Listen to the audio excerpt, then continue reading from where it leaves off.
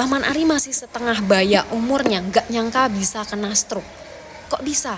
Nah ini teman-teman semuanya, aku yang mau sharing ke teman-teman bahwa Paman Ari kan waktu itu kena stroke. Itu waktu awal, jadi ceritanya itu pingsan tiba-tiba, gak sadarkan diri.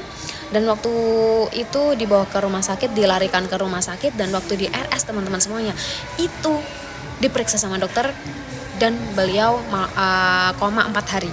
Jadi koma 4 hari gak sadarkan diri. Pas sadar-sadar teman-teman, pas bangun-bangun, beliau shock, kaget. Separuh badannya nggak bisa digerakkan teman-teman semuanya. Jadi separuh badannya itu lumpuh, mati rasa. Dan waktu itu sebenarnya udah bisa berdiri yang di sebelah kanan ya buat tumpuan dikit, tapi masih sempoyongan, nggak bisa tegak gitu, nggak bisa. Dan akhirnya waktu itu teman-teman sama dokter, singkatnya ya udah dibolehin pulang. Ya akhirnya Paman Ari pulang.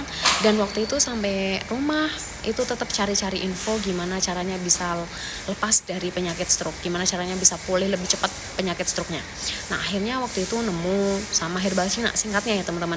Karena gini, waktu itu direkomendasiin sama temennya. Jadi temennya tuh bilang ke Paman Ari, ini nih kamu cobain herbal Cina, siapa tahu ini cocok buat kamu. Karena ya Paman Ari waktu awal gak ada ragu, gak ada bimbang, gak ada gimana-gimana sama sekali. Karena udah nganggep rekan kerjanya ya temennya sendiri, udah dianggap saudara. Dan akhirnya waktu itu langsung percaya, ya udah langsung dibawain dari Indo. Karena posisi Paman Ari waktu itu di Arab, dah konsumsi.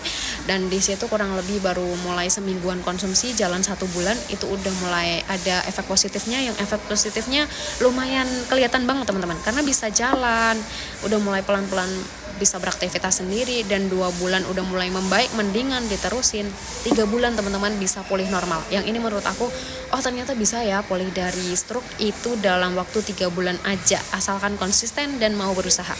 Nah ini teman-teman, semoga ini bisa menjadi gambaran juga buat teman-teman semuanya.